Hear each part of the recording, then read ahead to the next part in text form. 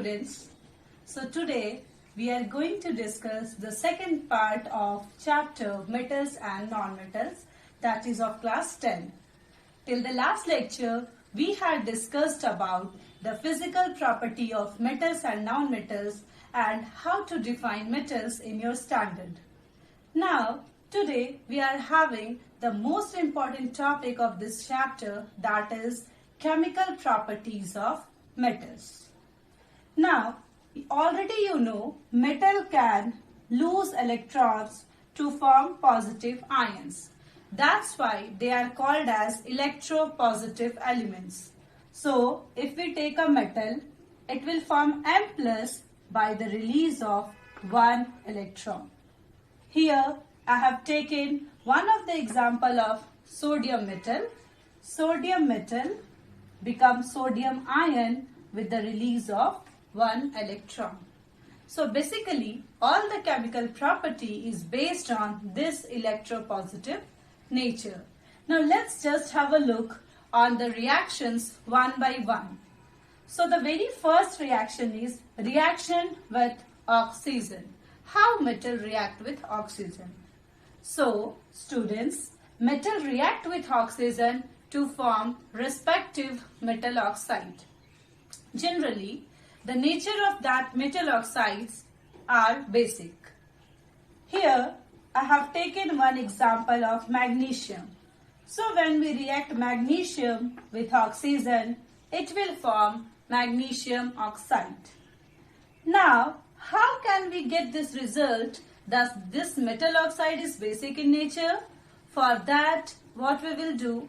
We have just taken this magnesium oxide and we just react it with one of the acid.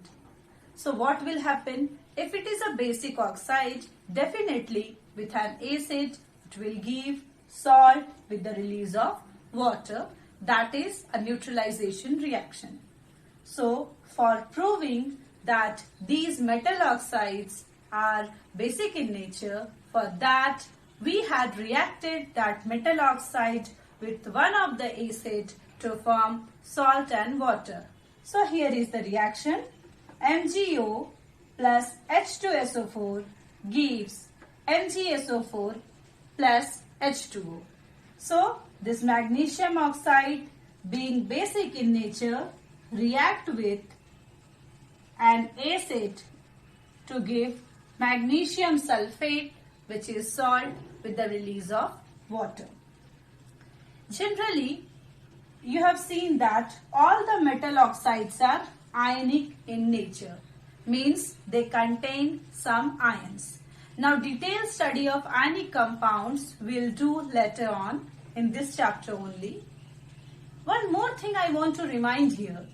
If you have seen the experimental video of chapter 1 which I had uploaded in my channel, you have seen there that magnesium oxide, when dissolved in water, it changes red litmus to blue.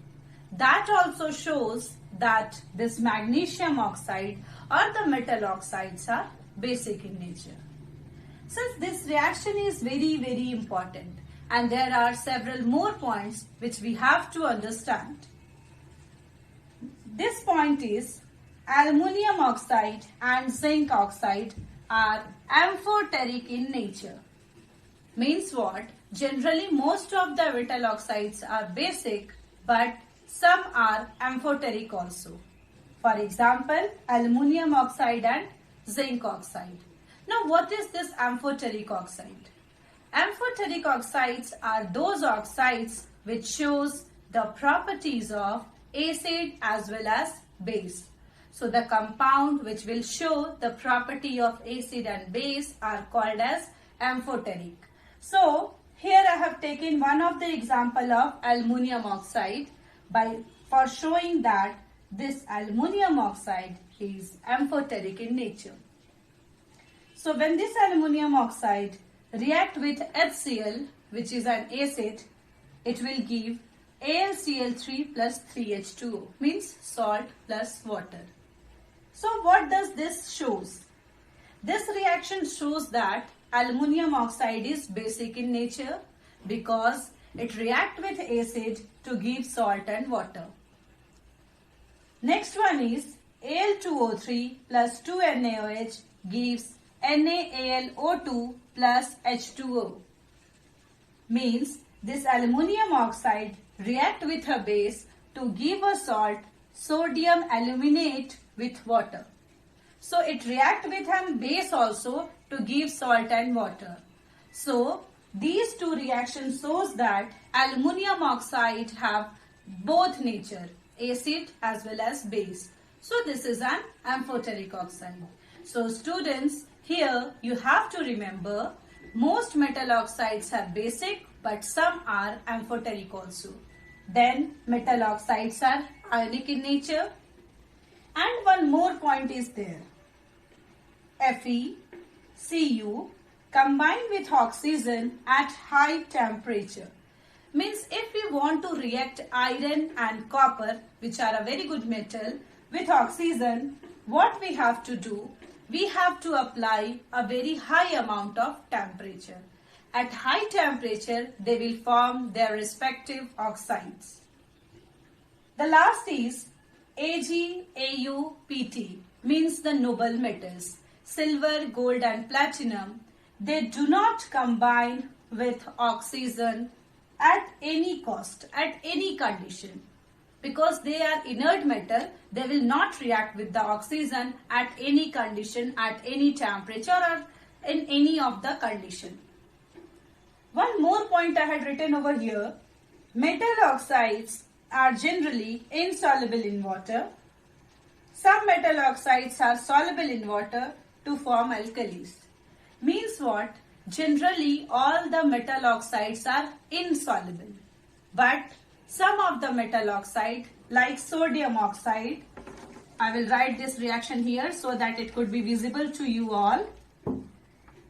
Some of the metal oxide like Na2O react with water to give NaOH, which is a alkali, which is a base. All of you know it. So here are some points of reaction of metal with oxygen. Means it reacts with oxygen to form metal oxides. Some of the metal oxides are basic in nature. Other are amphoteric also. Some of the metal requires a very high temperature to react with oxygen. Metal oxides are generally ionic in nature.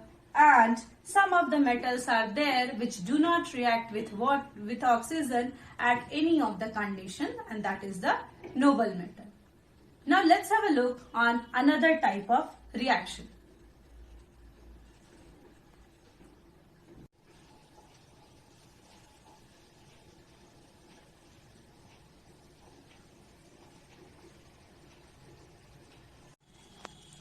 So let's continue with the second reaction or the second chemical property of the metal, and that is reaction with water. So metal react with water to give hydroxide with the release of hydrogen gas. Some of the metal react with water to give the metal oxide also with the release of hydrogen gas. Now different metal have different reactivity towards water. So let's have a look on several metals. So here I have taken for the general concept that metal react with water to form metal hydroxide with the release of hydrogen gas. Now the notable point is sodium and potassium react with cold water, and it is a highly exothermic reaction. Student, in class 8 you have read about the spontaneous combustion, and in that section teachers used to say that sodium is kept under kerosene bottle. This is because it reacts with water and that reaction is highly exothermic. So here we know that sodium and potassium are so much reactive that they even react with the cold water, and that reaction is highly exothermic reaction.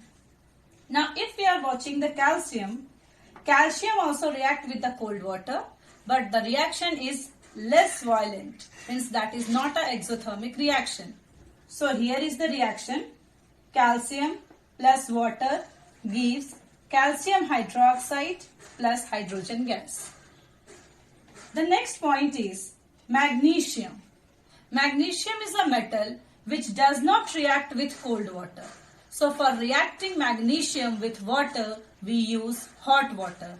So what is the reaction? Magnesium plus hot water gives magnesium hydroxide plus hydrogen gas. Here, some more metals we are having like aluminium, zinc, iron. They neither react with cold water nor with hot water. For the reaction, they use steam. So if we want to react these metals to water, we have to use steam. That is the gaseous state. So when aluminium react with water, that is in the gaseous state, steam, it will form aluminium oxide with the release of hydrogen gas. Similarly, when Zn react with H2O in the steam condition, then it will form ZnO, that is zinc oxide plus H2 gas will be released. Some of the metals like lead, copper, silver and gold do not react with even steam. They do not react with cold water, hot water or even with the steam also. So they do not react with water at any of the condition. They are inert metals, so they do not react with any of the substances. So if we see this whole series or this whole reactivity order, you can come to a point that what is the reactivity order of different metals towards water.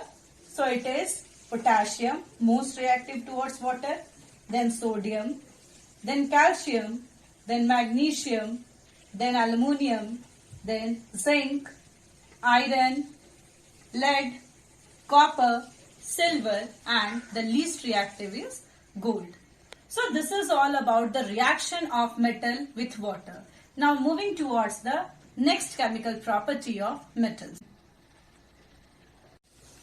So let's have a look on the third property of metals, that is reaction with acids. So metals react with acid to give salt and hydrogen gas. Here we have taken several examples of metals reacting with the acid in the dilute condition to give salt plus hydrogen gas. Like K plus HCl give KCl plus H2. Na plus HCl give NaCl plus H2, Mg plus HCl, MgCl2 plus H2 and so on. So maximum metal react with the acid to give salt with the release of hydrogen gas. But the reactivity order is different for different metals. So here I have given you the reactivity order of metals towards acid. So the most reactive will be potassium, then sodium, then calcium, magnesium, aluminium, zinc, iron, copper, mercury and silver. Gold and platinum do not react with any of the pure and strong acid. So for dissolving these metals, we know that we use Aqua Regia. Aqua Regia is mixture of concentrated hydrochloric acid and nitric acid in the ratio 3:1. So this mixture can dissolve gold and platinum, but other than that they will not react with any of the acid. So today we discuss about the reactions of metals with oxygen, with water and with acid. In the next lecture we will continue the chemical properties of the metals. Thank you.